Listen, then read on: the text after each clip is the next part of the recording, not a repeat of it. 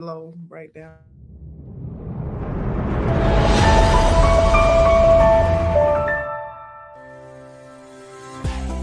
Welcome to WVTC TV Network, capturing family moments in real time, bringing families closer together from the comforts of home.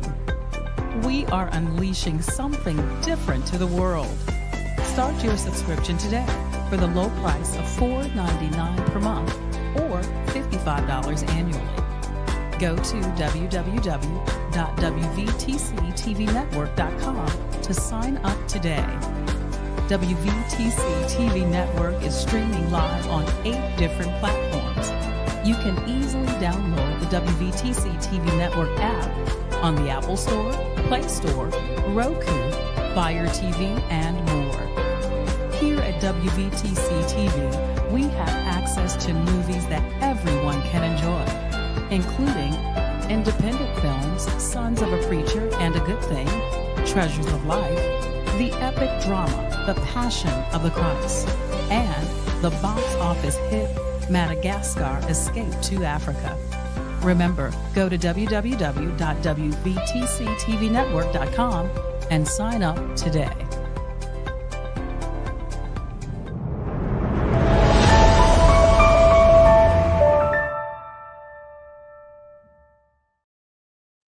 Hey, good God morning, people of God. Thank you Good for morning. tuning in to the Solutions Radio Show. I'm one of your hosts, Corey Wright, I'm Anita Smith. and we want to welcome you to the Solutions Radio Show.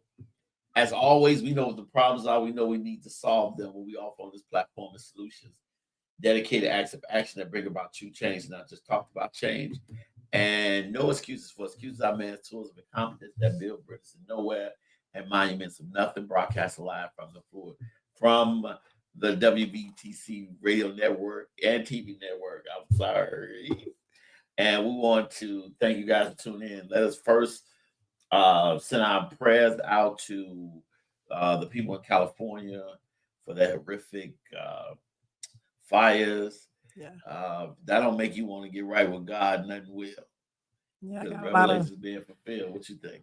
yeah, I got friends and family who have friends and family in that area whose homes have been affected and lost. So my prayers go out to everybody that is affected by this horrible tragedy. And what's even more horrible is people are looting and take advantage of the people who are already at their worst situation. So shame on you. You know, that remind me Doing of that. Katrina. You guys are still in TVs. Yeah, yeah. And what are you gonna do with the TVs? That is so crazy. So, Miss Anita, how you doing? How you been? I'm great. I am fantastic. How was your week? It's been great. I'm, off vacation, back to work. Yes, you back in But the house. it's good to be home. I enjoyed my time away. I feel refreshed and rejuvenated. So I'm Great. happy. I'm good. Everything is good. You know, now, I gotta ask you, you out there in a pool in Dallas, you in a pool, and then all of a sudden you back to Chicago and you see snow outside. No, yes. What was I told him I brought the sunshine and I left the snow. So when I got to Dallas, man, I was enjoying myself. I was out in the hot tub and having a ball. And I was like dreading coming back to Chicago because they were talking about blizzards and snow, and we didn't have any of that, but they got snow. So I took my sunshine with me. And then I heard it was some snow in Texas. Yeah, that's what I'm saying. Good. Like Goobly-goo. inches of it. Like not just a sprinkling or a dusting. They got a good amount of snow. Were they ready for that, or No. they used to that, or no? Why was No. being The thought of snow is gonna shut the schools and everything else down. So I'm sure they don't have snow plows, nothing. They have to wait for it to dry out, right? Oh, they just stay home. we used to be in Chicago, so we know about that. They just stay home. Well, today we have a very interesting topic. Today we're talking about the proper amount to pay on the first date and the problems of Dating and finance. dating and finance. Yeah. Should a person be obligated, or do we have to help somebody financially in the getting to know you dating phase? we're going to talk about that. So let me first hear your thoughts on that. What do you think? I think that it really changes based on two people you're talking about. So I have my personal thoughts and feelings about it, but I feel like it's complicated. It's complicated. Okay. And I think a lot of different things about it. I don't think anybody should, date people for their money or date them for what they have. But I feel like we have to be reasonable in our expectations of people when we're dating. And sometimes we can X people out a little too soon, based on finances. They feel like they don't like the place they took them on their first date, or they felt they didn't like the amount of money they were spending, or a lot of times men feel pressured to beyond their means. Right. Or that's the new expectation. Like recently, it was real big on social media, going viral about a list that this young lady had put out about all the places she cannot be taken on the first date. And she, certain restaurants and that she felt was, inexpensive restaurants. Those, like, work for UPS. Yeah. I'm sorry. So, but we have to remember that we are the purpose of dating, but the purpose of dating might be different for you than it is for me. So that's why I said it can kind of get tricky. But if your purpose is to really find a mate who you can connect with and grow with or marry, then you want to be looking at character and integrity and their values. You're not necessarily, maybe, you have to have those discussions about finance and to understand if you're compatible in that area, but it's not about money. Okay. That's just me. Well, let me first say I feel good today here.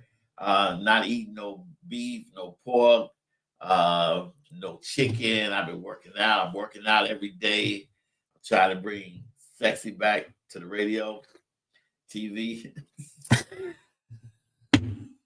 And where did sexy go? Go, y'all. First date, to me, it goes into what they say about you can never making a first impression, that you will never get a second chance to make a first impression. And one of the things for me with a first date is I want to see two things. Are you somebody I could build with? Are you somebody that's financially conscious? Or are you somebody that just want a quick come up, or you want it? Because one thing I will never do is ask somebody to take me somewhere I can't take myself. And a lot of times we have to be able to be put in positions. There was a therapist said that in order to approach me, you have to be platinum, or you have to be premium in your approach. And I don't mean monetarily. I mean, you have to come correct. There's different aspects of that because there may be somebody that's on that actual level. Like Lisa Ray said, that I have to date a man on my level because I don't want another man to stress himself out to try to keep up with my ability.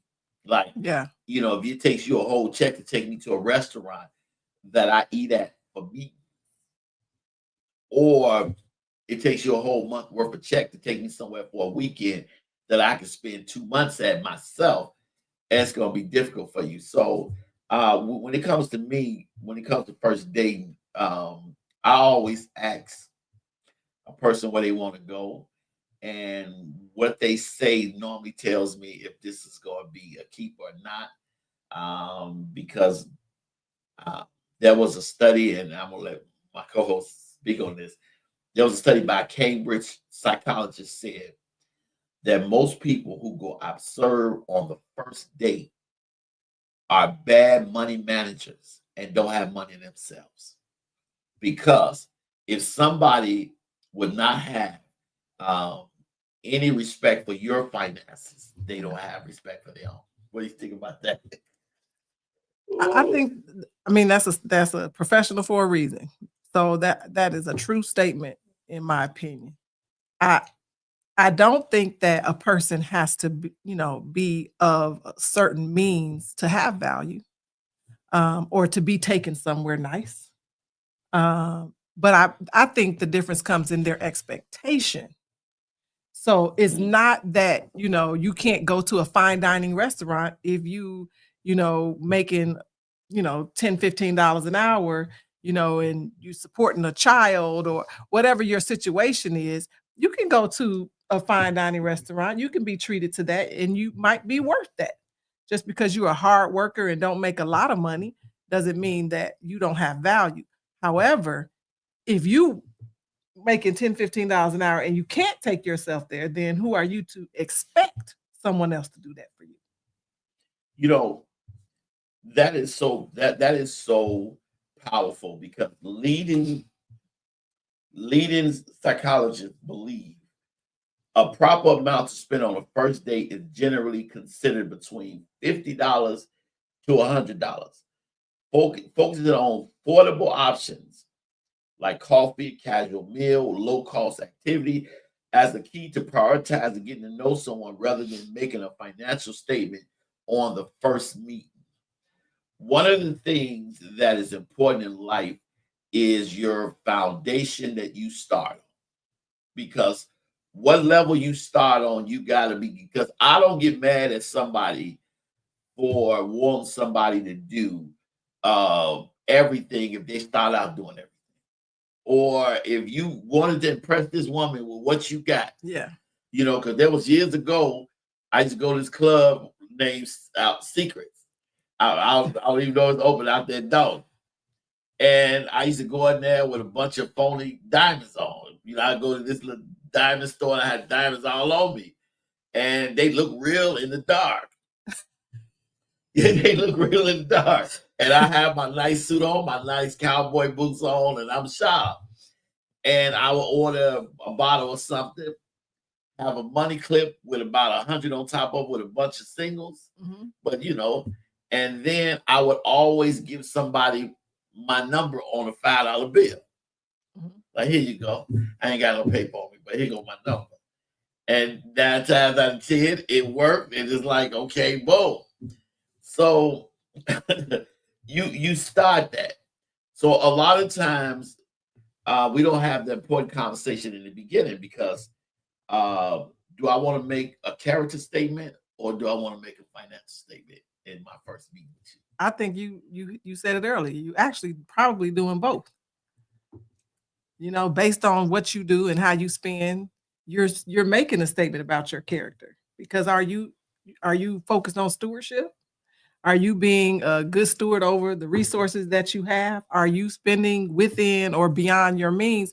That is a character trait, and if you are spending not just too much money on a date and you saying their finances are probably messed up, other areas of their life are probably messed up too and not in alignment. Ooh. Even to the truth of who that person is. Oh, so why do you think spending so much money on the first date is a bad idea? I'm not saying I think it's a bad idea. I didn't say that. You had to decide that. No, I didn't say that. I said within your means. Okay. So if it's within your means to spend a lot of money on a meal and that's no big thing to that particular person, then I feel like I'm deserving of that. I'm deserving of the best anybody got to give. Yes. So I didn't say you don't have to spend a lot of money. I said spend within your means. And that's a very different scenario, because I am a person that fine dines. I take myself to nice places. So if I suggested a nice place, that's not me being of low character or out of character. I'm not asking you to do anything for me that I wouldn't do for myself. Again, expectations. And you on that level. And if a person was not on that level and could not afford to take me to places that I would like to go to, that's not a deal breaker for me either. As long as they're spending within their means. So I don't like when a man asks me, where do I want to go?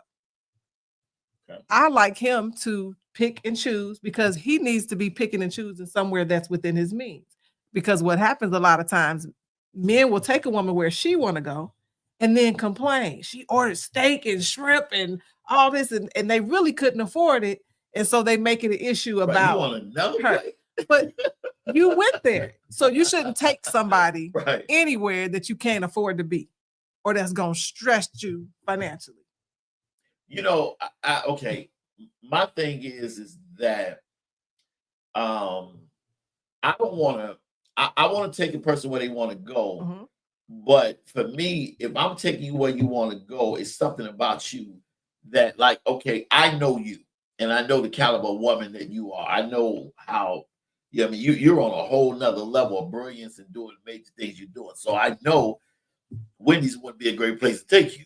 I like burgers. but you know what I mean, when it looks at person. But if I'm Yeah. just getting to know you, the reason why I say that is one of the key points to because a lot of these notes I got, and I was watching this lady's lecture from Cambridge, and I thought it was really good when I was ready to show. And she said, you want to keep it casual. Avoid overly expensive options like fine dining, as it can create unnecessary pressure on both parties. Because unfortunately, we don't want to look at a woman as a sex object. We don't want to, it's our first date. But okay, you want me to spend $900. Not saying me. This is how a lot of men think. You want to spend $900, then you want to spend this and that. And it's like, okay, I want you in, friend zone. Yeah. Unfortunately, that creates a position like a man I'm spending all this money for a good night. Well, that wouldn't be me, but I'm just saying. What a lot of men don't realize, just like it's foreplay in the bedroom, it's foreplay when it comes to dating, because people have to prepare. They got to get ready. And for women, that's expensive. So if they might spend $200-$300 getting their hair done, getting a little weave. They might spend $100-$200 on their lashes. Their outfit might be, anywhere from $100 to $200. You got to, all your smell goods, your perfumes, your heels and your purse, your jewelry. It's a lot that a woman puts into going out on that date with a man. And before she even walked out of her door, has probably spent some hundreds of dollars. Well, we talk about the first date. Even the first date.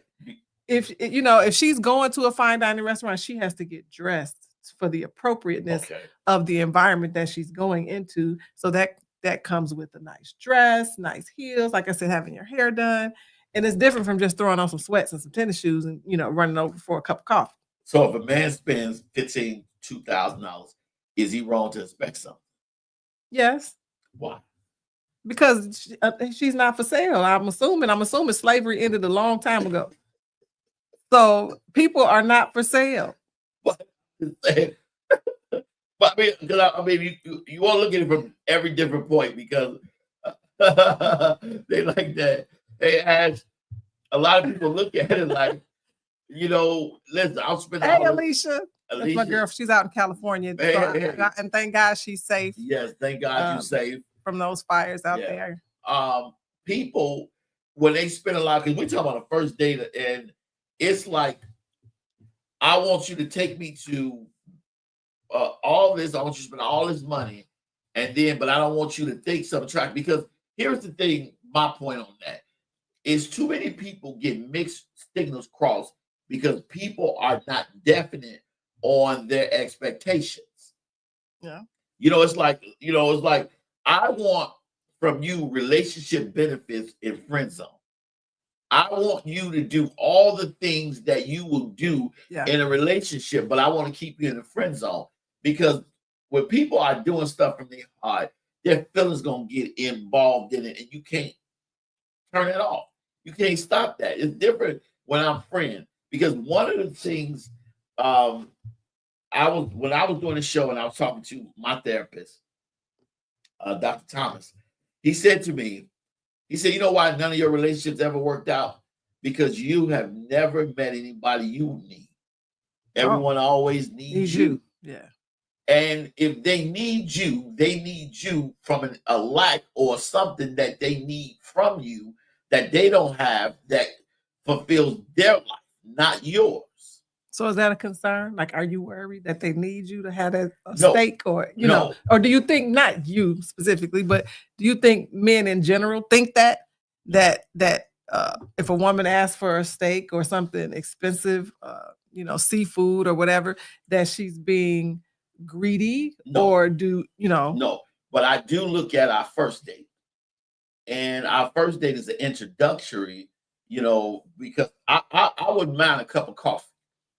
I wouldn't mind sitting down and taking a walk, because I want to know where your head is. I want to know who you are. I want to know, because I don't want you to feel obligated, or I feel obligated, because I want to meet you, but I don't want to put any pressure on you.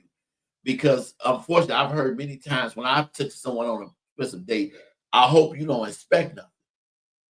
See, that hope, what you expect or not expect, there should be some conversation prior to going out on this date. We need to be having some transparency in our communication to talk about those kinds of things. Maybe if people set ahead of time, what type of place we want to go, or let's set a budget for this, or how do you feel about dating and finance, and just feel the person out, because maybe if you had that conversation in the beginning, you can alleviate spending anything on them, because you might not want to take them out if they don't align with your goals. What now? Or your vision of what you want from a woman and how she views dating and finance. That's good, because here's the thing. One of the reasons why the psychologist said men should ask women where they want to go, because there is a character that's connected with a body, and that you will see if this person is considerate. She said that the person who will invite you to coffee, but the person that invites you to coffee in their personal space, is somebody you build with. If somebody needs to get to know you in a place where they going to that is expensive, that's extravagant, to party and have a good time, they're not getting to know you. They're either running from something or they're going to have a good time. When somebody invites you to something simple, because here's the thing. She said, what if you don't have money? Can you be entertained? Can you make somebody smile? Can you, I've had a better time with somebody having coffee than I did with somebody at Ruth Chris.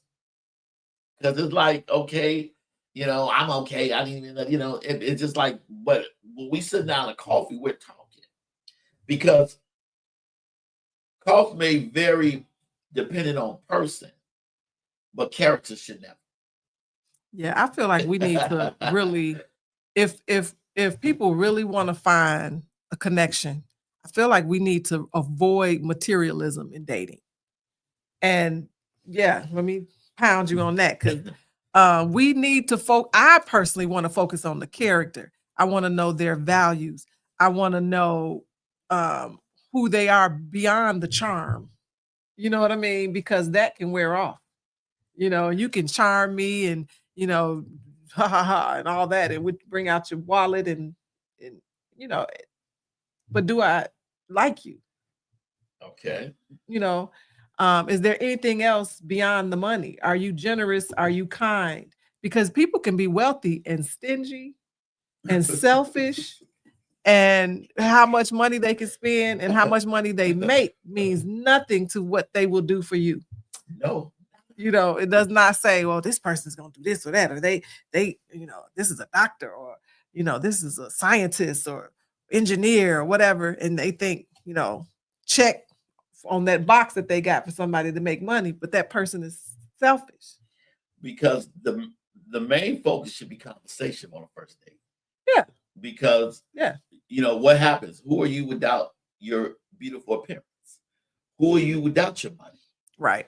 Because intelligence is very important to me. I like to talk with somebody and be intellectually stimulated. So I want to know certain things I don't like. I don't like going to concerts. I don't really necessarily like the movies on the first date, because we can't communicate and talk. Now it gives us maybe something to discuss afterwards. Okay. And that's okay. But I just prefer to get to know the person and just find out a little bit more about who they really are. And I like to take things a little deeper and see who's willing to open up, who's willing to be vulnerable. Money does not tell you that. Okay. It doesn't matter if I don't want to say any of the specific names of some of the places I go, but it doesn't matter if we're sitting there and I don't know anything about you because you cagey and deflecting when you're asked a question. Okay. I want to get to know the person. So I like the idea of the simple, walk in the park, go grab some ice cream, have a little picnic, just really see who that person is. Because some of the things is because one of the main things that this therapist and the Cambridge said, we must be mindful of each other's budget. And that's just not going out, but being a person, seeing a person for who they are. Like if I go out with a doctor, I know this person's budget is a great level. So if I'm going to accept this assignment and take it out, I know I have to take out like but she may be simple. Mhm. That's why they Mhm. ask it. But they say coffee and tea at a local cafe, casual lunch or dinner in a moderate price restaurant, something that's not too fancy but not too slouchy. Mhm. Walk in the park where you Yeah. can walk. Catching a live musical performance. People say because a person might want to dance, or a person love music, or Oh yeah. it creates a environment where a person like, ooh, A it may- sporting event, it- basketball game, right. football game, a board game, hockey. a board game night at a cafe. Yeah. The reason why is because you want to see a person's character, but mainly you want to see if you guys are compatible before you go into the next date, or you're going to go to the next date. Right. But the super expensive, because here's the thing about that, and we're going to get into it. Another part of that. So wait, let me ask you this real quick. What do you do if a person does take you somewhere, McDonald's or Wendy's, and this is where this person wants to take you on the first date? So then if there is a ceiling that's too high, is there a floor that's too low? Well, here's the thing. Well, we look at that. We have to look at gender, because Beyonce at McDonald's can still get chosen by Jay-Z, but Jay-Z at McDonald's, Beyonce can keep walking.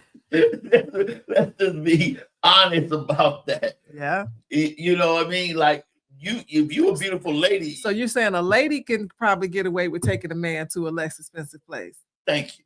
But a man can't. Could. No, he can't. I don't know. Too many men. I don't know. The men I know probably would have a problem with it. Right. Well, no, because here's the thing. It all depends on who she is. I mean, okay, you take a woman like yourself. Any man gonna be happy sitting. Okay, well, you could be in Lower Wacker. They gonna be glad to sit with you in Lower Wacker because they sit with you. But then you get somebody, because here's the thing. The reason why I say that is because I have never had an opportunity to court a woman, because the situation had me become a necessity to them. I like that. That's what my therapist said. All your relationships didn't work out because you never had somebody supersede you. So you're basically a giver and happen to, meet people that were takers. And I'm blessed. Instead of give and take. Because I do believe there has to be a mutual benefit in dating. And that's not you take me to eat and then we have sex later. That's not what I mean when I say mutually beneficial. I mean, I'm generous to you, you're generous to me. But people see it. Yeah. You gotta look at that. They see, okay, they look at you, you're educated, you're beautiful, you're doing major things. You can't help but look at the fact that I got a good job, that I'm an entrepreneur, that things are happening, that God blesses me. We so a lot of times people are not looking at you for who you are. They're looking at you because you benefit them in the place they're in now, and you can help them. So I don't get a chance to know a person for who they are because they're too busy engulfed in what they've been through. Like next week, we're gonna talk about dating after 50. That's one of the points. Whereas people are set in themselves, and the reason why I'm so anxious to do that show about dating after 50 is because I forgot his name. he said that after 47, people don't want to let go of who they've been to become who they need to be to get what they want. Yeah, they're stuck in their ways so very much. So I have never, unfortunately, I don't have the properly time to court an individual because they need my help. And when I look at that, I have to look at that like, okay, people are not warm. They're not inviting. They're not because I need you. I'm in a bad situation. I'm in a bad state. And so what happens is you become the blame of that state. Like, okay, you're doing good. So then it's like because you get blessed, you're bragging.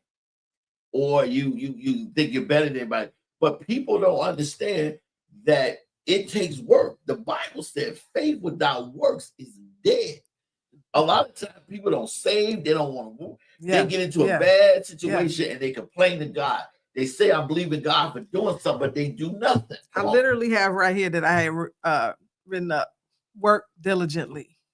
Said hard work is commended and laziness is discouraged, and financial stability often stems from diligence. And so I said the plans of the diligent, well, this is in Proverbs, the plans of the diligent lead to profit as surely as haste leads to poverty. And the one who is unwilling to work shall not eat. That's in 2 Thessalonians. So that does tie into, you can find anything in the Bible. It's going to tie to whatever situation you're talking about. And when we're talking about financing and dating, there needs to be mutual effort. There needs to be work on both parts. And the expectation, if I see somebody's greedy, I'm gone. It has to be give and take. We working together, as you say, oftentimes to achieve a certain goal. We trying to get to the same place. And if I'm only focused on finances, I'm going to miss a big part of what life is really about. And that's connection with people.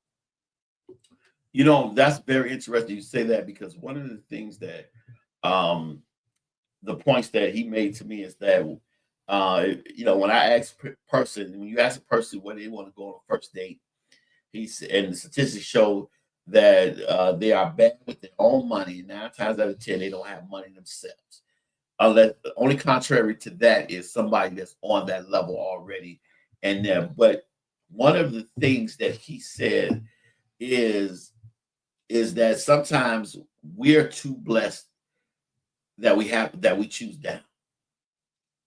But then we don't feel like we're blessed enough to choose up. I'll leave it right there. I know you. I was talking to a young man who. Did you see your eyes when I said that? Because it just resonated. I was talking to a young man who is at a certain financial status and level, doing very well, but all the women that he chooses are not.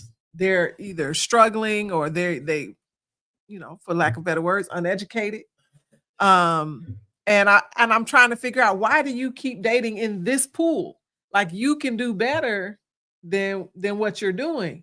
And his thing was, well, the women that are on his level don't need him. And so he felt that the ones that don't have as much as he has, they need him. And he can, provide for them, and he can help them. And that makes him feel good as a man, because he feels like, I have something I can offer them, but maybe he, didn't feel confident that he can have somebody to offer on his level. Let me ask you this question, because this is the question that was posed. Who is worse? A woman that asks for a lot, or people that ask for a lot, or people that's gold diggers? People that are gold diggers is worse. Why? Because the person that asks for something, a closed mouth doesn't get fed. Okay. And if you have a need, it's nothing wrong with you asking someone to help you meet a need, to help you create a plan, to help you, attain your vision for life. There's nothing wrong with that. We all need somebody.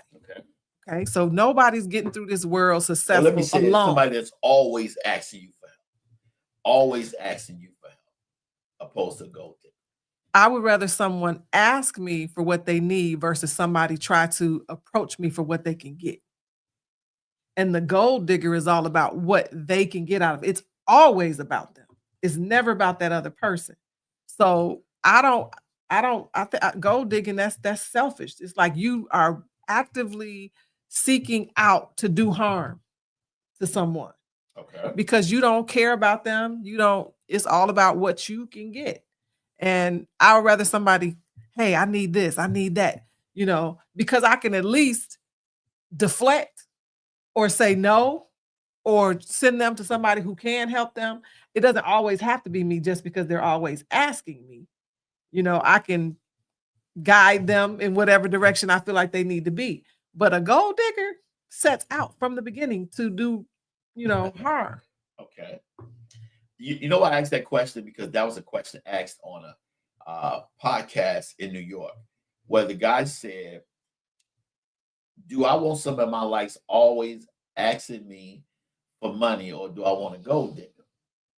And he said, I choose a gold digger every day, all day, is because their job is to go for dig for gold. That's their job. And in order for them to keep me in a place where I can keep giving them gold, they got to help me make more gold. He said, a good example was there was a guy who started a company and he was worth $3 million. And there was a lady that he met, a very cutthroat lady that he met in business school. And she didn't really want him everything. She did what she had to do because she wanted to get paid. And he was like, listen, I know you don't love me, but in order for me to keep giving you the life you want, you got to help me. So fast forward, they got divorced 15 years later. And she took half his money. Now, I'm going to tell you how much she took half of. She took half, and it came out to be $250 million. So that means that his $3 million had just ballooned to $250 million. Okay. Which she helped him accumulate $500 million. That doesn't necessarily mean she helped him. She did, but she could have just been there. She's running the business. Okay. She was actually working. She was working. Okay. And so when they was like, oh, she's a gold digger, she's married for money. He's like, yeah, but she dug gold. And I benefit from that gold instead of somebody constantly just being a depleter of funds. Like there are, and he said the reason why I use that analogy because there are a lot of loyal, beautiful, good drains who don't want to do more in life, but you marry them, you're with them, you're in a relationship with them. They're not doing they're not living up to their potential, and you taking care of everything. Right, and you're great. So every time you make a move to be better, you have to ask for permission from them. The only caveat that I have to say about that particular man is that it's clear that that particular man did not care about meaningful connections. He didn't care about, having a soul mate. He just cared about having somebody. And the older men get, almost every single person that I talk to in that's over 50, more and more, they want that connection. They start to think about end of life. They start to think about, dying and being with the person that they love. And they want more out of relationships as they get older than they did necessarily when they were younger. So if you are a person that does not care about meaningful connections, then perhaps, yes, the gold digger would probably be the better woman for you. Because, and the reason why I propose that is because as you grow in life, you have to pick somebody on your level.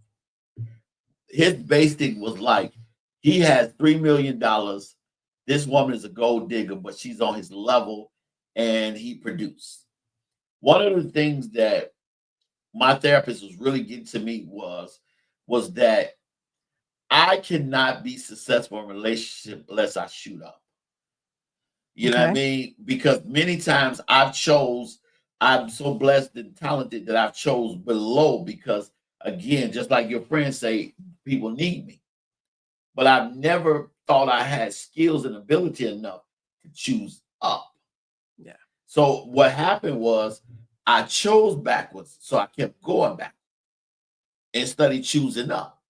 That's the reason why, you know, God keeps showing me that I'm going to get married at the destination, because I'm going to get married to somebody that I need opposed to need me, or teach me how to live on a level that I don't live on. I want to be careful when I talk about somebody on my level too, because somebody on my level does not necessarily mean somebody who has what I have, or somebody who has more money than me, that I'm not on their level. Because I feel like the level for me is in mindset, it's in attitudes, it's in behaviors. So somebody can be on my level and make half of what I make, but they have a money mindset, or they're a good steward over their finances. Their attitude about money is to make money versus spend it and look like you have money. Or, you know, their foundation that they are building with the resources that they have is solid. So to me, that's on my level. It's not about whether or not, you know, you work in an office building, or if you work, you know, in construction, or a blue collar worker, white collar worker. It's not about all that. For me, once again, I know I might be different than a lot of people, and I definitely don't speak for all women. Okay. Most women feel very differently, you know, from what I'm saying right now. But I don't ever want to think that somebody is beneath me because they don't make what I make. And I will never believe I'm beneath someone who makes way more than I make. Well, you know, when I look at that, I don't look at it like money wise, as far as I'm an entrepreneur, so I need an entrepreneur. You know, let's just be real. If a person has money, they need to know somebody's business minded, because you have assets. You have to protect it. Right. You know, some things you got to take emotions out of it. Some things, listen, if I am a good steward over money, my credit is good, I am paying my bills on time, I am investing, I got to have somebody that's like that. Somebody that's going to be like, wow. Because what happens literally if God has shown me the things He's going to bless me with, and I turn around tomorrow and I'm a billionaire. Okay, I can get any woman I want, especially if it's known. But then what happens? I got to get with somebody who has a business mind to help me keep this, right, produce more, instead of somebody like, listen, right, I want that cow over there, because you got like, okay, well, I'm a man of God. I got to have a woman of God, somebody that's going to be like, okay, listen, we working together. The thing about equally yoked or being on a level means that you guys are working towards something. Because, you know, my whole thing is that it's good to have love. It's good to have dialogue. But then the Bible says we're supposed to leave our kids an inheritance. Yeah. What are we leaving? What are we doing? You know, listen. But the things you're talking about are actually, to my point, the things you're talking about is actually character. Come on. It's not about that woman's finances, but it's about her mental mindset, her level of intelligence. It's about what type of woman that she is. You're not saying, you know, you want to just make sure that you're compatible. And since this is what you do on a day-to-day basis, this is who you are, that's your vision for yourself, you want somebody who can match that. That's right. And that's okay. That's how it should be, because if not, there will be no peace in that house. If somebody's spending all the money and, you know, not budgeting, and you paying all the bills on time, and you turn it over to them to do it because you got a business conference or something you need to attend, and you come back and the lights don't come on because they forgot to pay the light bill. You know, that is a matter of character. That is not necessarily, related to financing. And you find those things out in dating, and that's why you don't put money before the dating. You want to actually get to know the person. And that's why here comes the second question of our show. Should a person have to help somebody in the dating, help somebody financially in the dating and get to know you phase? I want to say HE double hockey sticks. No, Okay. nobody has to help you during the dating phase. I do not believe there being any financial requirements while you are dating somebody. You know, you got to pay my rent, or you got to pay my light bill or my gas bill, or, you know, buy me a car, or like, no, you don't have to do any of those things to date somebody. And I'm guilty of that tremendously, you know, because Ashley says, no, I'm not helping nobody. that's the truth. Because I'm guilty of that, because I have been hurt many times in my past because I have helped somebody financially during the dating period where they made it very clear that we're friends.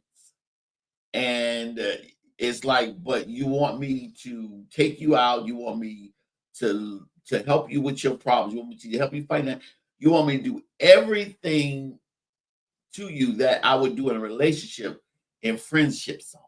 They weren't looking at you Right. as a mate, but wanted you. Right. Because here it is. Should a person date in a bad situation? You're in a bad financial situation because do God really tell us how you're going to send us our mate? You know, because that person very well may be that's on the street, may be somebody's wife or husband, because God is not through with them. Yeah, I went through that. I went through going through a divorce, and that affecting my finances greatly, and went through that struggle period, you know, and I personally was feeling like I should not date when I'm in that situation. I feel like I need to get my finances together, you know, how I'm gonna be right for somebody else, and, you know, I don't have everything together. But I met someone who showed me that it's not about money. They didn't care about that. It was my mindset. Because I was in a bad situation due to my circumstances didn't mean I don't understand how to manage money. I don't, you know, my mindset about wealth building and all that was still intact. You know, I pay my bills on time and all that, but when you don't have enough, it's only so much you can do. You know, but so I again, personal decision. Okay. Personal decision. I thought for one point that I shouldn't, and that wouldn't be right. Now I don't necessarily feel that way, but it's just based on who you're with and what is important to them. Well, you know, this is what I look at. Where are we going? Because debt that brings income is different. Like, are you somebody need help, or are you an investment? Yeah. Because I'm not going to date you if you don't have the capacity to be a mom. I'm not going to waste my time. If you don't have the intelligence to be with me because of what all that God has blessed me with, then I can't. Now, if you are brilliant or you on the rise and you like, well, you know, we together, let's work on here. Can you help me? That's different. That is different, because there was a lady who got with a guy, and she got her own cleaning business started. And he was basically like, listen, you know, she was like, I'm trying to get on my feet. He's like, okay, I tell you what, I invest $3,000 in your cleaning business, and you know, we working together. He said, okay. She said, when I make money, I give it back. So 8 months down the road, they get serious. She come with a check for $6,000. And he's like, well, you know, what's this? He said, this your money back plus interest. She said, well, how in the world can you give me $6,000 back? Well, I made $49,000. Yeah. You know what I mean? So that's how you look at it. But look, I want to acknowledge Alicia Whitman. She said, but friends can help friends, and it depends on the person's intentions. Let me get this. This is what this Cambridge psychologist said. No, somebody should not help another person in dating and getting to know you process. It's generally considered best practice to navigate this stage independently, as it allows for personal growth, genuine connection, or friends can offer supportive advice and feedback, and help if they choose to. Reason why The key points to consider is that individual agency people should have the autonomy to explore potential romantic relationships on their own terms. That I should be able to get to know. This is something that I have not been able to do in no relationship. I have never been able to get to know somebody on my own terms. That like I had experience before I met you. I had to maintain before I got. I respect your experience, but please respect mine. See, I'm so thankful that I had a father who when as a teenager, my father always talked about not accepting expensive gifts from boys. Or, you know, when you're dating, that if you accept that gift, that there's going to be an expectation in their mind, whatever. So I always, you know, listen, you know, as to my parents, and I took that into consideration. So when I get into my 20s, I had a lot of guys offering to buy me things or do things for me, and I would always turn them down for that reason, because I wanted to be able to date on my terms. And I didn't want even the implication of any kind of expectations outside of what I wanted to do. So there was this one guy, I was in my 20s, and he came into where I worked, and he wrote his phone number down on $100 bill. Right down, buddy, get you. He said, "Here you go, give me a call." I'm in my 20s. Okay, I'm gonna take the $100. So I took the $100, but I didn't call. Did not call because $100 not gonna make me call you. It's not because you can't buy me. So my thing was, hey, he just gave me $100. Thank you, I appreciate that. But I don't have to call you, because to me, then that's the expectation that I want to avoid due to money.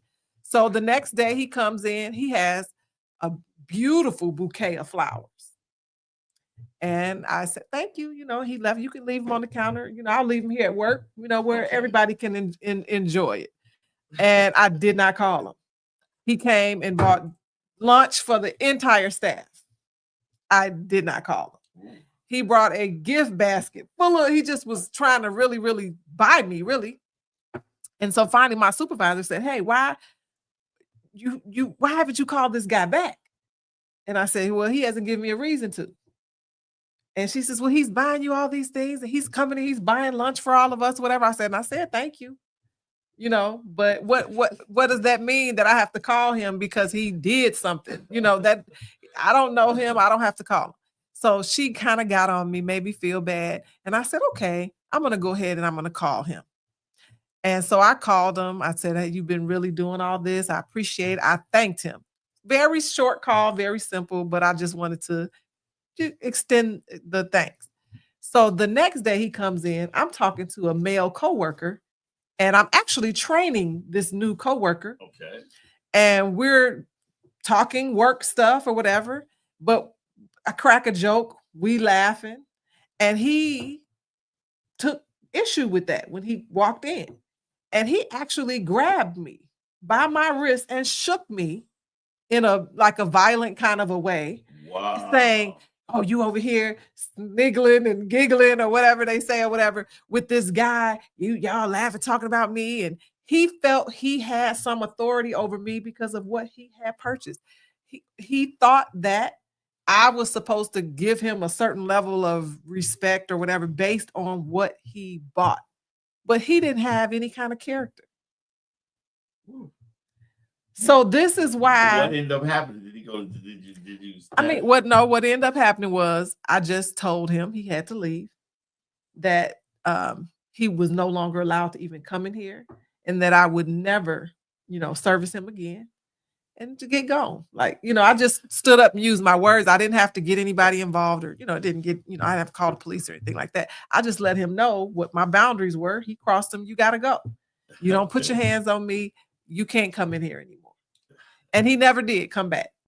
But now imagine had I made that call and started dating this guy who had a violent mentality or an ownership mentality towards women based on what he did for them. We may not be talking today. Exactly. That's powerful. So you got to be careful. It's not that a person, you owe them something at the end of the day, but it's what do they believe? What is the intention that they gave you that, and what is their belief about those gifts? And you know, that's so powerful. She said people should have the autonomy to explore potential romantic relations on their own terms. One of the things that's something that I've never done, right? Mhm. Like right now, you know, I'm in a position where I want somebody, but I don't need somebody. And that could be dangerous. But at the same time, it allows me to deal with somebody on my terms. And when you look at terms, we're looking at, but you can be the best you. Yeah. Like I can't do it your way where I am starting depleting as a person and my moral, my stance and who I am. And no, I can't do that. So she also said that helping somebody out financially and to get to know you and dating stage phase makes you over reliance. It gives an over reliance on external help and can hinder the process of truly getting to know somebody. Right. The worst thing can happen is somebody start to live off your generosity, because the minute well, y'all can see her face. I know you about to say this on this. Somebody to live off your generosity, because the minute you stop or fall into a bad situation, you are now the enemy, because whatever experience they were in, they're in survival mode. They're trying to get out, and you have given them an avenue, whereas now they can't. And when somebody becomes over reliant on external help, it hinders the process of truly getting to know somebody. This is why a lot of men say they will not date a woman once that doesn't make as much money as they make, or that they won't help a woman once they have arrived to what they feel like is their vision of success. They feel like if you didn't catch me on my struggle, then you do not come at me when I'm at, in my success mode, because you don't know if that person is really there for you. And that's why a lot of stars struggle with that. When they meet people, they don't know, is this person genuine or not? And if you remove the thing that's in question, which is take finances out of the dating situation and get to the core of who the person is that you are dating. That's right. And do they respect you? Do they value you? Are they kind? I want to know if you're generous. You don't have to be rich, but you need to be generous. Yeah.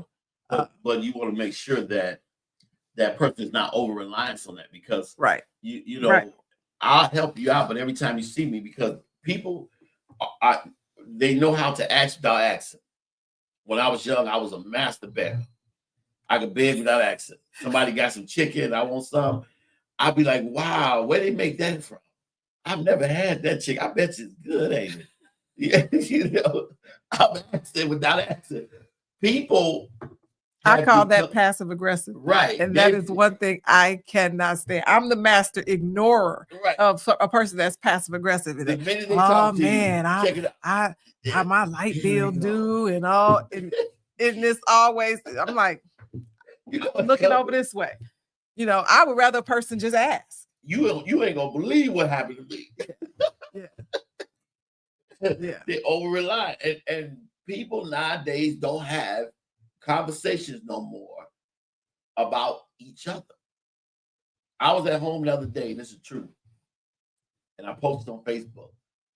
I've been so drained lately, and I'm thought, well, maybe it's from not eating meat, maybe from working out. And clear as day, like I'm talking now, someone said to me, the reason why you're so drained is because most of the people in your circle are talking about problems and study how good I am and how much I blessed them. Just that I had to repent, because when you're talking to somebody, you want to get to know them, and that's all they're talking about is their problems. I don't have this bill paid. I'm running out of this money. My family going through this, and that's all they want to talk about. Then they want you to help them. They're not talking about how you doing, how you feel. You're such a good person. What do you like? I don't know nobody who know my favorite color, but I know what bill of yours is doing. Oh, wow. Because she said boundary setting While friends can offer guidance, so I can offer you guidance or even help you work on something, it's important to respect personal boundaries and not press someone into a relationship beneficiary to them only. Yeah. That is the main thing when it comes to dating somebody and why helping them financially, because you are taking what I've worked for and you are putting in a cipher that benefits you. But now think about this on the flip side, how you spent that time all those years being a giver. Sometimes the person giving, that is what they need for them to feel valuable and important in a person's life. So you have to be careful too when you are giving and spending this money on these dates and taking people out. Why are you doing it? Are you doing it for you to feel good? Because even though a person can be the one giving, they're not giving because they care about the other person. They're giving because that makes them feel good, or that makes them feel important, that makes them feel valued in some type of way. So it can go both ways. You know, if you can be given and that person could just be taken, and they're thinking only of them, but you can also be giving thinking only of yourself. You know, that's a good point, because when we look at the experiences, people, I believe in building you up. Okay. It's different and just helping you and helping you become something. It's different than just giving you something and working with you on something. Like if I'm with you and you're going through a financial situation, but you want to work on something, because I don't want you helped, I want you delivered. See, I don't want you to ever have to go back to a place that you've been in. So my specific concerns is to challenge you, to challenge you in a way that gives you strategies to overcome where you've been at. Like, I'm not saying I won't date a broke woman. No. I'm saying is, okay, we know how you got broke. Let's correct the situation. Let's work on something. You may need to go to school, go to school. Because I got a friend right now, his wife is an RN making tons of money. But when he met her, he was like, okay, you're with me. She's like, well, I'm in a bad financial situation. He said, okay, if you're going to be in a relationship with me, we're going to do this. You need to go to school. Yeah. You stay with me. You live with me. We live together. I'll pay all the bills, but you go to school for 2 years, you become RN, and then we flip it, and now he works, he's a driver for the city, and now she's an RN. So now they're making different money, because what happens is I want to give you a different perspective so you can view potential strategies where you won't go back. Yeah. People need to be able to define when you're looking and discussing finances in relationships, you need to be able to define actually the mentality of a person, because I'm gonna get into the semantics a little bit, because I will never date a broke man, ever. And what I mean by that is this: for me, and I'm getting into the weeds and the semantics and the intricate actual meaning of the word, but to me, broke is a mentality, not a condition. That's good. So you can have this broke mentality, and nothing that I do with you or for you is going to elevate us, because you're stuck on a broke mentality. I can't do that. We don't have enough for this or that. No. Listen, a person cannot have money, a lot of money, and I can date them. But I cannot date anybody that's broke, because that's a mental condition. You know what I mean? That's not your circumstance and your situation. Because we got to look at the aspect. Let's look at, when I was taking notes with her, listening to her, she talked about the potential of healthy aspects of practicing dating. Okay. Like, one of them is open communication. I need to be upfront with my needs and expectations from you. Like with me, that's right. My needs in front. Like, I need somebody who, for me, that loves God, but smart and wise.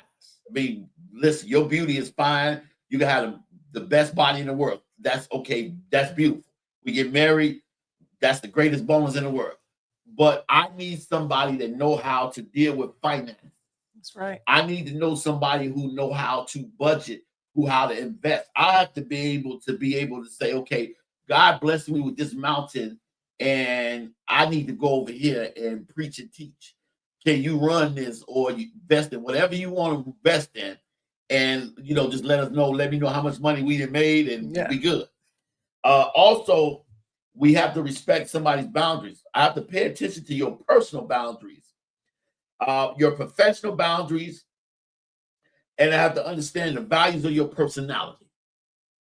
That is the reason why I wrote that down, because that was always my Achilles heel. Because I didn't look at your personal boundaries, your professional boundaries. I didn't look at the fact that your value of your personality, because I had my own experiences. Yeah. And one of the things that we don't value is somebody's personality. What makes you you? Somebody said, Anita, what makes Anita Anita? What do Anita get up to every day? What does she face every day? How is Anita when she's by herself? How is Anita when she pick clothes out? How is Anita when she invests? Yeah. What is the value of her personality? And the last thing, you comment, take time to get to know somebody. Don't rush person into relationship. Take time to understand them the way they understand themselves. Because there's always your view of somebody, but it's always their view of somebody.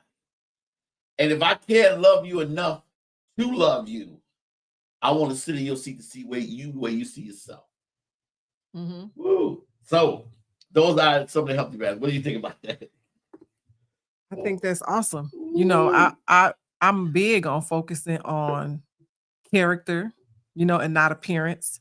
I have inner beauty, and godly character should take precedence over your outward appearance. And I mean the outward appearance of not just how you look, but the outward appearance of what you have, how much money you make, what kind of house you live in, what kind of car you're driving. But we want to look deeper and beyond the appearance of something. Charm is deceptive and beauty is fleeting, but a woman who fears the Lord is to be praised. And so if you got a woman who's acting godly, or a man who's being godly in their character, then they should be praised. They should not be put down because they don't have the appearance of that money and that wealth that people are looking for. And to your point, do the work, help them build that. And I believe in loving sacrificially, that we should mirror God's love of us, and he sacrificed his one and only son. So it's like when we are achieving this money or dating and wealth, or even you marry or whatever, what are you willing to sacrifice? What are you willing to give? Are you willing to do for that other person, and are they willing to do for you? Now, but answer me this: how do you get to know somebody without the value of their personality without money? I mean, because it's communication, right? It's really communication. Is having empathy, asking them the right questions, understanding their past and the sum total of their experiences, who or that help them to be the way that they are. You have to not just listen with your ears, but you have to listen with your heart. And then you begin to have empathy and understanding for how a person is and how they act. And then your thinking about them is going to be less judgmental. And you're going to be more open to understanding than judging. That's good. That's good. Because, there are, and the reason why I say that is because the value of somebody's personality, when I was listening to her, and I asked a few other friends of mine, and some few other therapists, because I love therapy. Therapy blessed me, and I'm working with Association of Black Therapists and stuff. Yeah. And I get to ask a lot of questions. One of the questions was learning the value of somebody's personality, because what makes a person tick? Yeah. That one of the things that we don't look at is, and that comes with the term I used last week, in balanced involvement. Whereas I have to put somebody in a position in my life to succeed. And that is one of the things that we don't do. And we come to God and say why things are working out. We say a person is bullheaded, or a person is not right, or a person is just not going to get it. It's because you didn't put them in a position to, because if this person is a bricklayer, this person is not good on a computer. No matter how bad you need them on the computer, they're not good on the computer because they are a skilled brickman. And so one of the things I look at is if I'm gonna get the value of personality, I have to know what somebody does good. Like I really honestly believe that there are some people who are major people. Yeah. But they haven't been in position. They like when I look at entertainers or I look at the things they do, or even Michael Jordan or one of the guys, I think that guy Chris Brown, he can dance his butt off. Yeah. But that comes from years of work, and the stuff he does just highlights who he is and what he can do. Right. I think a lot of times we don't see the value of somebody's personality and character until if we don't put them in a position for them to be good. I think too, one of the ways that you get there is through observation, and you have to spend time with people. You have to be able to observe their behavior. You have to be able to really pay attention to how they move, and that will give you a clue as to what their gifts and talents are. And you can begin to see, oh, what I have to offer, can I help this person in some way? Or what they have to offer, can they help me in some way? Like, can we, be compatible and work together and build something and grow? But if we are continue with this fast-paced environment, the social media makes everything look so wonderful and great. And people sometimes they just want to have that end result. And they want to skip the part where they have to do the work and go through the suffering and the sacrifices to get there with that person. But you have to be able to slow down, not move so fast, and really, really work to get to know a person. And if you are solely focused on what you can get from them or what they can give you, you're going to miss all of that. And, for me, what I've learned is that the value of my personality is found in the work we do together. Mm-hmm. That's just me being on a panel is okay, but we working together, doing something, building something, you can see the value because there is nothing like sitting back and looking at a house that was built from scratch. And you can say, you know what? I thank God for giving me the ability to build. Look at what we built. Opposed to that is by value. Now, let me ask this question because we're going to the second half of the show. What problems can happen or arouse or happen when we help somebody out financially during the getting to know you and dating stage? What problems can occur when we do that? Because unfortunately, it's hard to be with somebody and you care about them, you want to get to know them, and you see them suffering. That's just something that you and I, with the hearts we have, it's hard for us to see somebody suffering. Because one of my pet peeves is somebody complaining and, you doing worse than me, but you want to talk crazy to me, or you want to complain about everything. What problems occur? Because this is our last point, and I really get into it. When you help somebody find it, what do you think occurs when they do that? So I feel like everybody would kind of know the obvious. You have a person taking advantage of you. But if in the dating process, when you are just getting to know somebody and they're asking you for money, they're asking you for help in some type of way, you're limited in your knowledge of their situation. So the help they may be asking for might not even be what they need. They may need something totally different that's going to completely turn their situation around where they don't need help anymore. They might be asking for a Band-Aid on a bullet wound. You might need a surgery. Okay. You might need a bit more than just a quick fix. You might need a deep dive and to strip away everything and be built back up, but you steady asking for the Band-Aid. Okay. So, but you wouldn't know that if you're just meeting this person and you're just dating them. You can be. That's why sometimes people find themselves constantly giving, them constantly asking, because number one, they aren't asking for the right things. And until you really get to know that person, until you really take the time to understand their situation, if you even care enough to know what their situation is, for them to get out of that situation for good. You know, Well, you know, you this- might be throwing good money after bad. right, because Deborah said no one should have to should not have to help someone financially, especially during this early stage. It is important to prioritize somebody's own financial stability and stay clear of boundaries of those that cross your financial boundaries for their assistance. You know, especially if you're not well acquainted with them. Right. One of the key points she made was everyone is responsible for managing their own finances. Providing financial assistance too early can sometimes enable unhealthy financial habits and discourage someone from seeking solutions on their own. One of the things that we have to understand is a person did not get broke overnight. A person did not get in a situation overnight, and you're not going to solve their situation overnight. You know, because you don't have to go into a deficit to help somebody financially.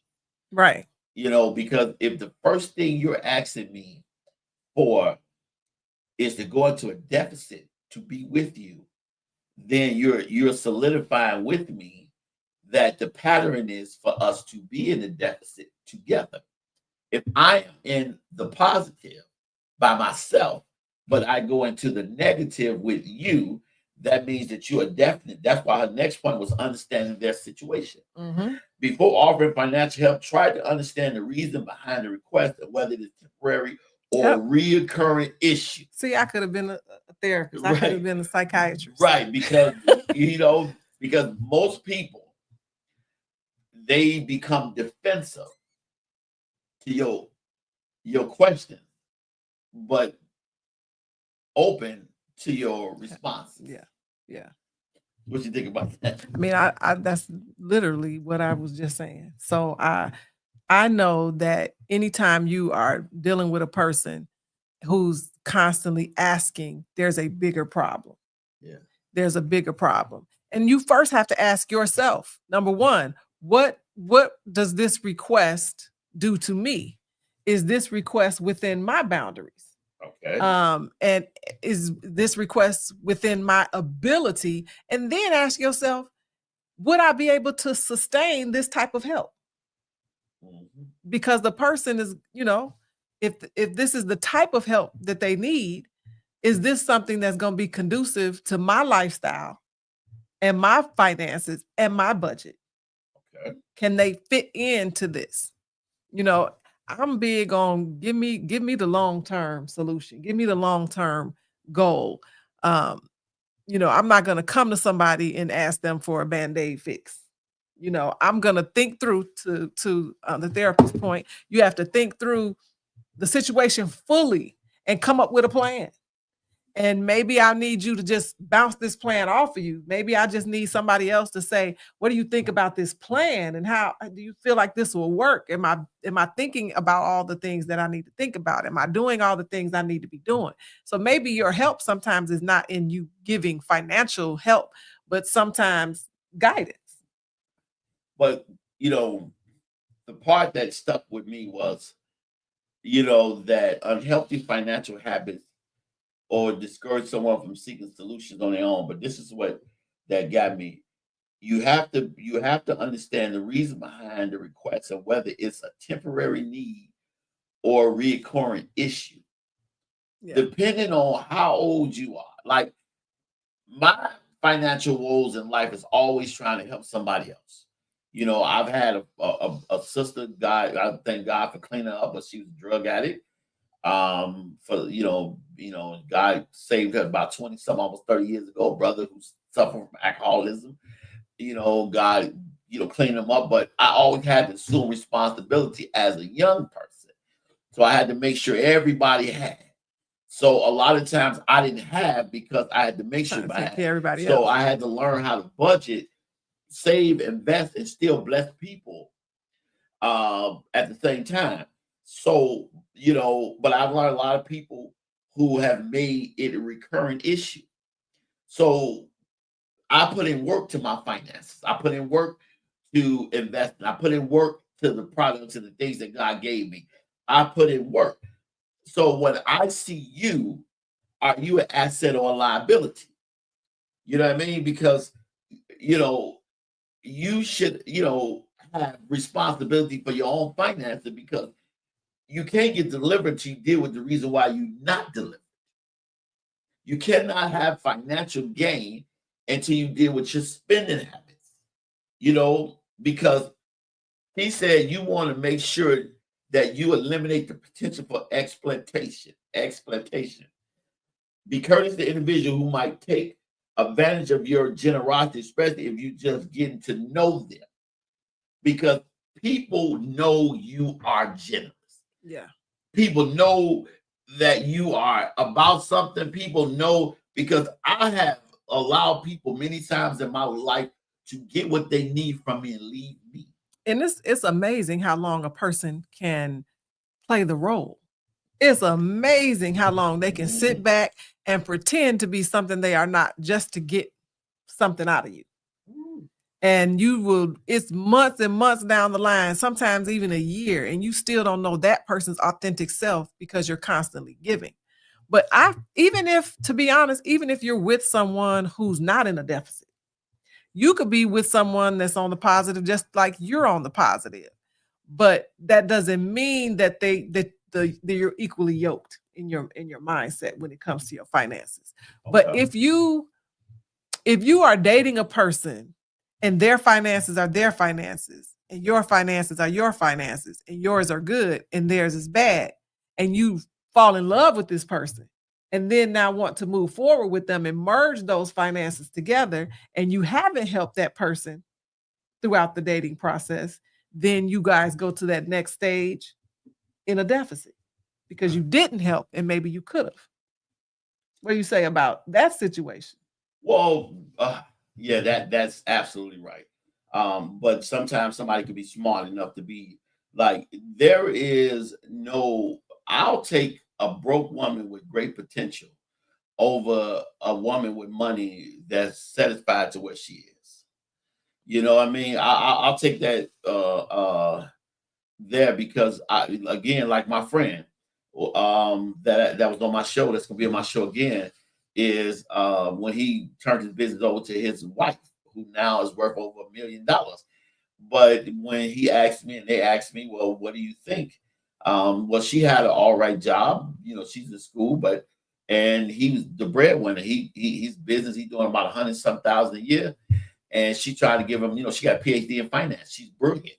She's trying to give him, things to help him. And she trying to run over, and we've been good friends. And she sat down and asked me, well, Court, what do you think? And I told him, I said, brother, I'm going to give you you asked me for my opinion, and I'm going to give you. I think me and you together, brilliant, but we ain't half as smart as she is. You need to turn everything over to her. You need to let her make every decision. You need to raise your daughters. Forget what people saying. She doesn't need she don't need your approval for nothing. Let her run it.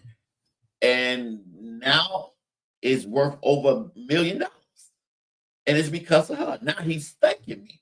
So a lot for me has to do with a person's mindset. Because am I helping you or am I investing in you? Because I believe that if I invest in you and you become the woman that God called you to be, then I have done what I've done, and it's not about money. Because if you got a great plan and you're smart and you got things, and I put my money behind you and you do good, we both win. Yeah, that's different than somebody coming to me and say, "Help me out," or "Give me this," or "This needs to be paid," or "That needs to be this," because that's a potential for exploitation. Because there are a lot of people, and let me just say this, that are not interested in somebody. They keep them around because they're blessed. And they have nobody to help them, so they keep them around.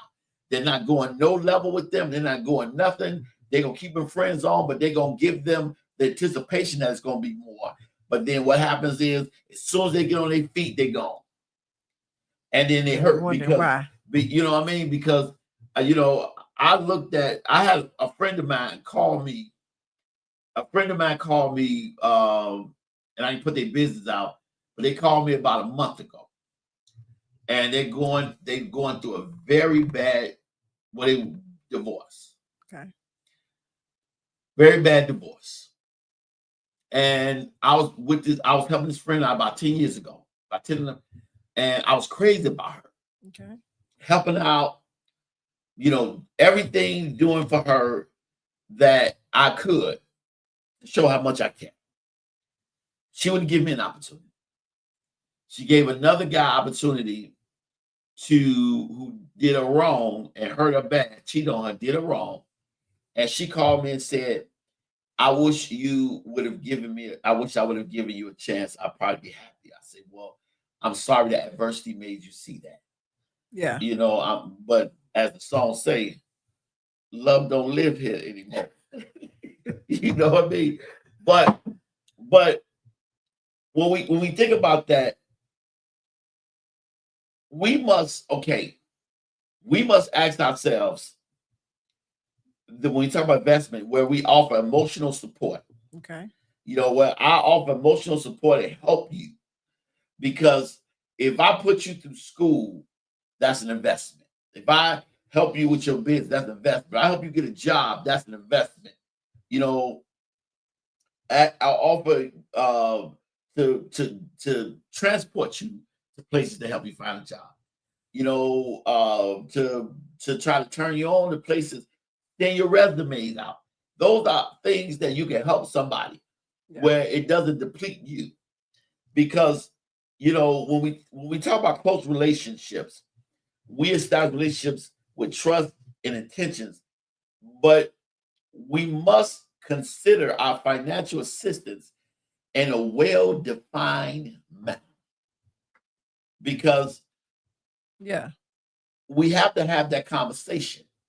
It's got to be well-defined. At what point should we be having that conversation in the dating process? Okay. Like how many dates, or is this something you talk about right away on your first dates to establish what that is? Or is it like once you get to the point where you feel like you want to be exclusive with the person, you start to talk finances? When does finance even come into play? For me, finances come in play when I meet you. Okay. Because I'm only dating you for a reason. Like, okay, let's say, for instance, I'm dating a woman because of her mind. Mm-hmm. Listen, I'm glad you're beautiful, but I'm dating you because of where your mind is and who you are. It ain't got to do with physical, because you know what I mean? Because I have to, as she said, I have to discuss my financial ability in a well-defined manner. Okay, I have a good job. I invest. I have products. I have things. I have opportunities. I have a big tsunami of blessings here. I ain't gonna say come. They're here. They're done. Stuff done. I have to have somebody that has a business mind that may have goals in himself. Because just like my friend found out with his wife that turned his business over, that she is the CEO. He started the business, but she is the CEO. She's the mind. She walked into it. So if you have that discussion, let's say first date, of all that, would you be possibly inviting the gold digger? Like how then will you determine, okay, if you're telling them out the gate, all the blessings, financial blessings and everything that you have, then maybe out the gate, they'll want to attach themselves to you for your material achievements versus who you are in your heart. And so if you do discuss that in the beginning, then what are you looking for to make sure that this person is genuine? Well, okay. The first thing we have to do, as this lady said, is important to decide financial health. Is we have the open communication, have a clear conversation about the terms and assistance, including the amount, the repayment plans, and everything. But we have to look at it in a practical sense. Mm-hmm. Love and emotion is a beautiful thing. Character is the main glue to that. But most importantly, you have to be practical to the work you put into your life. Yeah. So I have to have that conversation with you about what I have because I have it. I can't deny that. I have it. So I got to have that conversation because there comes a time where love has to be put on the shelf and character and ability has to come to the forefront. The emotional, what did I say last week? That I have to eliminate, I have to maximize, I forgot what I said about my thing and eliminate liabilities, but get rid of all emotional contacts or things that will put me in an emotional place because I have to think logical. Yeah. There is no getting around that. I have this. That's just like your house. You have kids. You have girls. There are things that you have to make sure before you invite me in your house that I stick to your boundaries. Right. You know, and if you in my house and my daughter walk past and your eyes do this, we got a problem. Yeah. You gotta go. Yeah. You know, or if I got kids and we get married, my kids are your kids. Your kids are my kids. That's why I think it's I don't know if it's different for men, compared to women, but I feel like for me, I want to have those conversations early on about their attitude about money, but I don't want to talk too soon about what they have. And, I want to learn more about who they are first.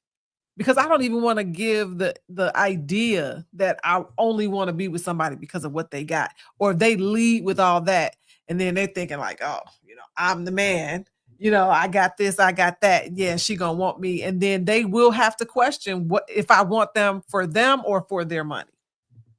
Divorce is real. Pain is real. Hurt is real. Yeah, and so many times. We don't have a financial place in there because we have not defined our well-defined our financial support and our finances things. So much in relationships come back to that, the communication and the transparency, because that's one of the number one reasons, one of the top 3 why marriages do fail. Or relationships, period, is because we're not having the right conversations. Because you got this. Let's just be real. You're an amazing woman. You're beautiful. You're doing major things.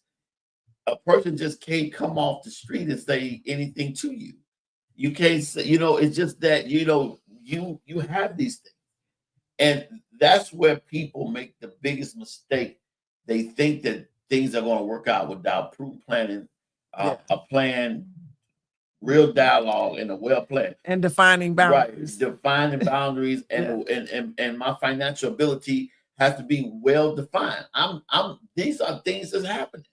Right. In my dream, God showed me that my wife is going to sit down when I'm at a major meeting and say, "Okay, I got this. Let me do this because this is who I am."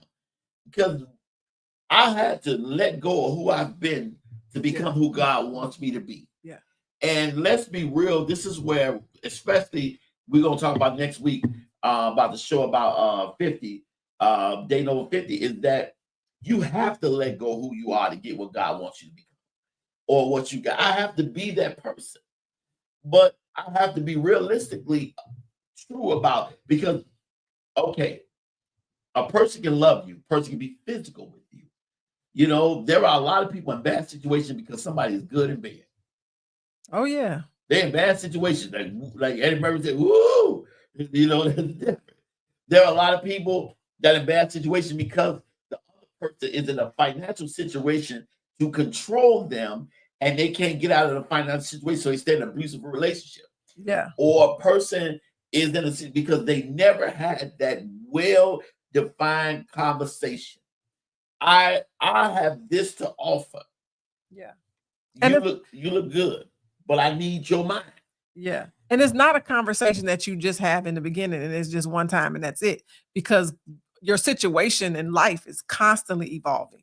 So you have to visit that conversation on a frequent basis. You have to discuss and communicate your financial situation because it might be changing. And as you grow and evolve, it's gonna, you know, more money, more problems. So Yeah. you really want to, even if you are in a situation where you're equally yoked and you are successful financially, that can actually cause more problems if you're not on the same page. There is nothing, this is Corey Wright talking. There is nothing more attractive to me than a brilliant mind. There is nothing more attractive. Listen to me. When it comes to, I'm glad you beautiful on the outside. There is nothing more beautiful than a brilliant mind, because we got an inheritance to leave. I've been working hard my whole life. I plan on retiring, doing ministry work for the rest of my life while I'm living a good life with my wife and my family, and to give generational wealth and stuff like that. And I can't have somebody, because like Iyanla Vanzant said, when Oprah gave her the stage and she used to the projects, but Oprah gave her a mansion, she turned that big mansion to a big project, because people don't date on their level. They don't level. They look at the physical. I've been guilty of that. Yeah. I've been guilty of that. It's not hard to be sexually active today. Fortunately, there's a shortage of good men out here. Even in Isaiah day, it was 7 women and one man. Yeah. It's hard. You have a lot of them who's gay. You have a lot of men. 10 to 15. Right. Now it's about 20, 30 women to one man. So when you a good person, there are people always offering me. No, because when you got something and God bless you with this, with blessings, and people are counting on what you're doing, generations counting on, you can't have anybody. You can't have, because once the physical wear off, then what? What? That's why you got to pick. That's why me personally, now somebody else may choose another reason to pick a woman. I want a big mind. I want a brilliant mind. I want somebody that's a Vera Wang. I want somebody that's a Debbie Levy. Somebody that's got Oprah Winfrey ability. I want somebody like that. I want somebody to say, okay, I'll take what you, because I'm not asking nobody to add something on to me. I'm asking somebody to get in this car with me and let's go get more. Let's do more. I'll do what I have to do. But now, because if not, just like Johnny Carson, God rest his soul, he was worth all those millions and married that young lady, and she ended up with half. Yeah. Like she didn't know who he was. I'm Johnny Carson. I know who you is. I see you every night. I see you every night. But we ain't gonna make it. So give me 150 million, Yeah. Come on. And that's what we have to look at, because we getting old. We getting older. You look at with this AI and the economical trends that's happening, you got to be on top of it. So let me ask you this, just switching gears a little bit. This is a question that somebody posed to me in my inbox when they found out the show we were going to do. So this person invited this young lady out on a date, and they didn't really know each other that well. It was kind of almost like a blind date. They met on social media, whatever. So you don't really know this person. So she didn't feel comfortable going to meet him by herself. So she took her girlfriend with her. And so they all met up, and he didn't invite the girlfriend, but she came along. And so they were having a meal, and he really liked her. And, she liked him. They had great conversations, stuff like that at dinner. But at the end of the day, he just paid for her meal. He didn't pay for her girlfriend's meal. And she ghosted him because she felt that not only should he have paid for her, but he should have also paid for her friend. And she felt embarrassed that he didn't pay for her friend. So now in dating, what are the expectations of friends and people that come along? Is that man expected to pay for the table, pay for everybody there, pay for the friends, just pay for the person he brought? And is that considered a negative thing if he doesn't pay for the Well, friend. I think if she says the person's coming, then I think you should. The thing is, I remember I had a guest on my radio show, and I've never met this person. Mhm. And they brought a guest, and I offered that person because I told that person I would take them to get something to eat after the show. I thank you for doing the show. And they brought a person, didn't let me know. But I understood because you've never been to this radio station, you've never been, you don't know. I could be, you bought somebody, you Right. could have told me. I end up paying for both meals. But I was a little disappointed that you didn't let me know, because what if I didn't have enough money for both? And it just shows that was, a lack of consideration. Okay. But when I look at dates, I look at, because everybody has their own pet peeves. But did you feel obligated to do it at that point, like forced obligation, or did you I just feel like you just did it out of kindness? Or do you feel like your hand was kind of forced? I felt like it was a blow, but then at the same time, out of kindness, I did it. But for me, you never know what could happen, because I got a friend that's been married 17 years who got married on the same day he met his wife. I was there with him. Mhm. We was at Mr. Submarine down in Wales Street under the train. Yeah. And she walked in and he said, that's my wife. He just said that. They started talking, and her friend and we were sitting up there, and we talked for about a couple of hours. They just like peas in a pot. He just said the stupidest I thought was the craziest thing in the world you could say. He said, listen, I know I just met you, but I love you. Will you marry me today? She looking at my friend, looking at her friend, looking at she said the most crazy thing after that. Sure. Yes, let's do it. We need to do a show with them on there. Love at first sight. and we walked down there. We tried to talk each other out of it. And they've been married 17 years.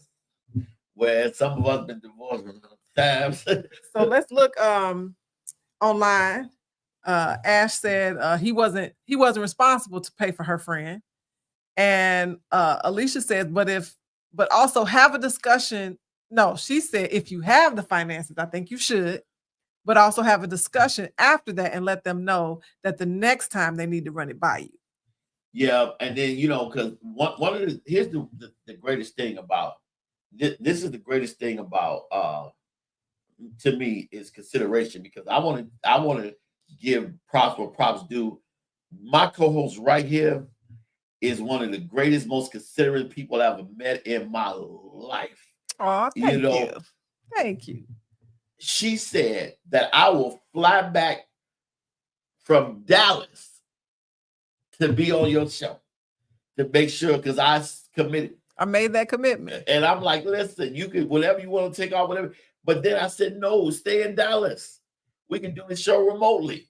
Yeah. And I appreciated that. One of the most considerate people that I know. And consideration goes a long way, because so many people are not considerate. They don't care about other people. They do what they do because they come up with the come up, but they don't know that Alicia. Right. She said, they don't know that you could be her who God sent you. Yeah. Because of many of us, we lose the blessings because we're not considerate, we're not gracious, we're not happy, we're not thankful things are the way they are. I do believe that in that situation that the person was not considerate in bringing the friend without mentioning it. Yeah. And then she expected, him to do it. And when he didn't, I don't feel that he had to. But if it was me, I would have paid. Like if I invited someone and he brought somebody and it's my treat, I'm going to, if I have it, I'm going to do that. No problem.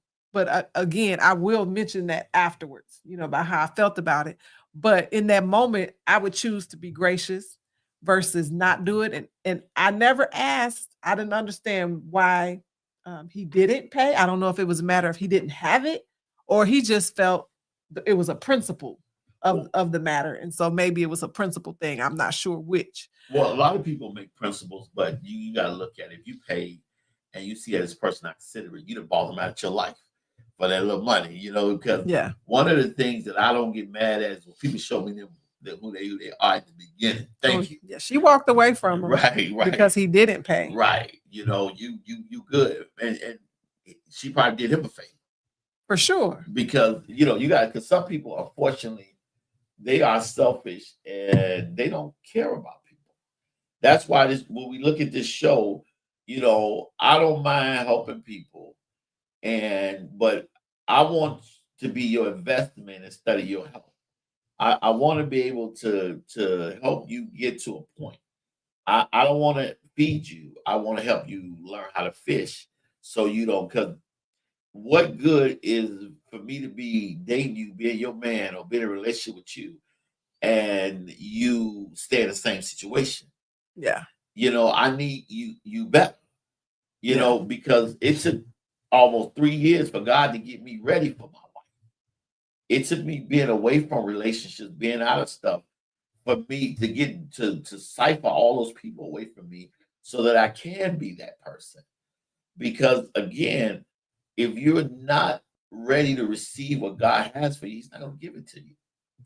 He's not. Many people want God to give them a king and a queen, but they don't want to leave where they're at now.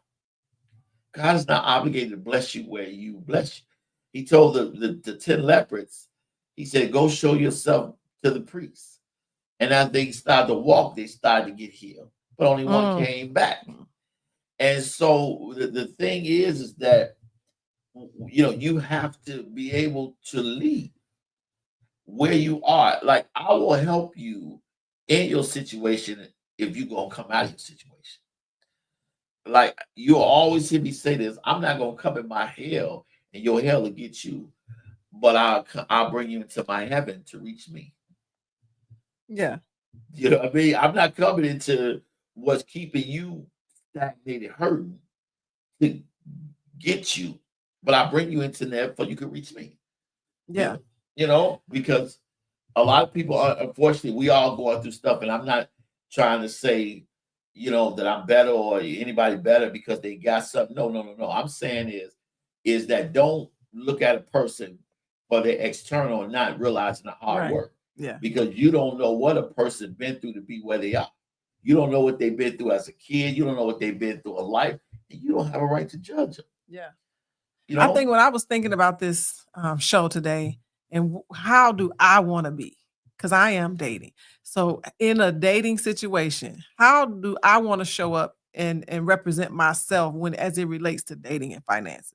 And I just made the decision that I want to be able to navigate dating and finances in a way that, number one, honors God, then honors myself, you know, and what my needs are, a way that fosters additional wisdom, because I want to be very wise in my actions and things that I do, and the decisions that I make, you know, in finances and relationships. I want to be very wise in that, and I want to be able to build a lasting foundation. And I think if we all look at our finances in a way, not as a means to an end, but as a wealth building tool, we might handle our finances very differently. You know, finances is important because you need financial ability to sustain, to live, to have things in life. But the work of two people working together changes everything. Yeah. You know, my thing is that I would date a woman with no job. I would date a woman that doesn't have much, as long as you're working towards something. Just like a friend of mine whose wife is an RN. You know, when they got together, he had a plan. You know, one of my first plans, and this is something I learned in a credit seminar, is that the first thing I need to do is, if I'm marrying somebody, is I need to financially make my wife mate independent. And so one of the things that This lady, her name was Betty Gutierrez, said was her husband worked for 2 years and he paid all the bills. They sacrificed. She worked for 2 years, but every one of her checks went up. And after 2 years, she had over $72,000 to start a business, and they worth millions today. So the first thing I would do is let my wife work and stack her money for a year, maybe a year and a half, 2 years. That way, now she has money, and now she's not living paycheck to paycheck. So now when you assist me with the bills, it's not a strain on you or a strain on us because you always have backup. We don't prepare for a rainy day, but then we get caught in the rain without an umbrella. We have to understand his work. The people that you call blessed are the ones that's working their tail off. And people can't help, but they don't have to. Yeah. And it don't make them less of a person because they put in the work. And if they're telling you you have to put in work, because I have so many people say to me, it's easy for you to say that because you work for the city. Okay, well, I worked at a hot dog stand when I was 14, 15, 16. And whatever you did, you had to maintain that job at the city. You had to get up and do the hard work to have the job. Matter of fact, let me tell you something. Look, my job calling me now to come in tomorrow. Yeah. Because we got snow tomorrow. Oh, I'm going to call them and tell them I'll be in. But I worked last night. I worked the night before last on snow till late night because I put in the work. Let me ask you one quick thing, because I know we winding down. This show is going fast. But so I'm going to be remiss if I don't say this, because I had so many females ask about this or note, and some traditional men that I know. So I tapped into some of my friends that are very traditional, that don't believe a woman needs to pay anything, that it's a man's responsibility to pay the bills. He should be covering the household fully without any help from that woman. And not that the woman cannot work, but if she chooses to work, that she's just doing that because she wants to, not because she has to, and that he's still the head of that household, and very, very traditional mindset. And the women are noting, and I'm gonna agree with this because this is my personal experience, that men who have money don't talk about money. That's true. And if you have it, you'll never have this discussion about finances and dating and how much you should pay on the first date, or who should pay on the first date. Should it be 50-50, or should he pay? Where they can go to eat, and what's owed at the end of the day. If you got money, you're not even asking those kinds of things. And so a lot of women feel like real men, what they call real men, don't even have this discussion. Real men that have money, they only say the broke people, have a problem with it. Like the lady said, when we talk about 50-50, you ain't even got my bill, buddy. So I do have to acknowledge, I have never had anybody talk about where we're going to eat, or who's paying, or looking around the room when the bill come and trying to dodge and go use the bathroom when the bill come, or try to dip. I've never had that experience. So I don't think I've ever been in this situation personally where I'm really having to have a conversation with a man about dating and finances. So what is it? Why is it that the men who have the money don't even have this discussion? And should they be? Well, here's the thing. The men that have the money are in position to do so. A lot of questions come from people's position. One of the things that Dr. Thomas used to always tell me, that look at the position you in before you make the decision. Mm-hmm. Way I look at it is I'm in a position whereas I can take care of wife and I can take a woman out. Don't have to worry about it. But if I wasn't in that situation, you love me, because the Bible said that a woman is a man's helpmate. She's that woman, where God is the constant present help. So when we look at the biblical term, that woman is like God in his life. When you think about it, far as help. And I don't mind doing that if I'm in a position to do that. But if I'm not in a position to do that, then you need to help me get in the position to do that. A lot of times when we look at, because it has to do with choices. Denzel said you got to do what you got to do until you do what you want to do. So if this is the life you want for me and you want to have with me, then you have to help me get to that position. That means that we put our resources together, maybe start a business, do some things that we have to do to do so. I mean, one of the greatest examples is Vera Wayne. Her husband was a great businessman. He gave us some money. Look at him now. He works for her. So I think that is a lot has to do with the position and the person you choose.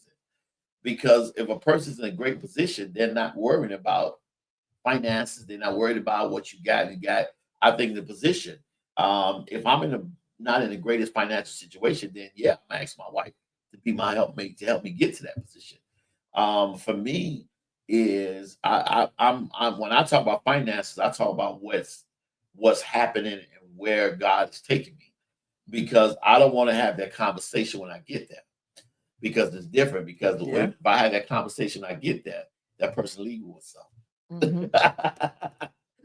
So, but if I had and you got a 50-50 chance they leave it anyway. If I'm a thief and you ain't having a conversation about my theft before you enter your house, I'm leaving with something. You know what I'm saying? So it all has to do with position, because rich people don't talk about money, and people that can do don't talk about stuff. You know what I mean? It's the ones that can't, and people can't be ashamed of the situation. If I don't have it, you got a lot of women now who are not willing to help put a man in position. A lot of women now are saying, if he's not already there, if he doesn't already have it, they're not willing to help that person grow. They feel like that he needs to come with it already together. Well, here's the downside to that, is that we can have these stereotypical set fast, stay in our ways mentalities, but after 55, it serves you no well, because that person has grown and been good with somebody else and built a life. We're gonna find out all about that next week. Yes, on the show Dating Over 50. Yes. So you want to say hello to somebody? Anything? This show went by so fast. Good. I just want to shout out to my girl who Alicia, who's been on the show and contributing to the comments. So just like, share, I'm glad comment. Okay. I appreciate the comments. Yeah, she is an amazing woman. Yeah. I love her to death. She's actually my first best friend. Best friend. Okay, ain't nothing wrong with that. And so we're gonna talk about next week, y'all. Tune in. We're gonna talk about dating after 50. You know what I mean? And when I tell you the points and stuff that's gonna blow you away, when I was really, really studying with this show, it blew me away, because 50, if you don't, you have to literally change you to date at 50. Like, you have to. What I mean by change you have to either accept what you're gonna get, or change to get what you're trying to receive, or be more open to changing your day-to-day and what you do, because you got to be more, because you got pliable. Because you got what you got, because you think the way you think. And a lot of times we look at that, because New Year's, a minute after New Year's, there were blessings and checks and things that God blessed me with a minute afterwards. I've been thanking God ever since, and the things that's happening because of my prayer has been, God, don't let me get it wrong this time. I can't afford it. I can't afford to get it wrong this time. God, you bless me, and these things are happening because I understand that who I'm with is just as much important as where I'm going. Because if you don't want to be, and it's not, and let me just say this with the 1 minute, is that everybody is not bad people, but everybody's not meant to be together. Because I know where I'm going. Yeah. So I'm not picking for where I am or where I've been. I'm picking for where I'm going. And if she can't keep up where I'm going, she's not the person for me. And come on. Wrap that up. And that's why I'm at. Yeah. So what do you think? You got about a minute? Yeah, I just say tune in. Tune in next week. Do not miss it. share. And if you have any questions, if you're 50 and dating, I want to hear about your experiences. So inbox Corey or inbox myself. Let me know about your experiences dating over 50. If you've been successful, what problems are you having? What did you have to overcome? If you've been, married now since dating after 50, we just want to hear from you. So chime in. Powerful show. And always remember, you got to be your own rescue. In this year, stop talking about what God is going to do and already know it's done. Remember that, y'all. So we'll see y'all next week. Love you guys. Have a good evening. Go to your Apple or Google Play Store and download the WVTC Gospel Radio app today. You can also say, Alexa, play WVTC Radio Skills. Would you like to play WVTC Radio Network? Absolutely. Download it today. Views made on the preceding program are not those of WVTC Radio, iNetworks Communications, or their financial supporters. Winning victory through Christ, WVTC Allsip Chicago, and iNetworks Communication Station.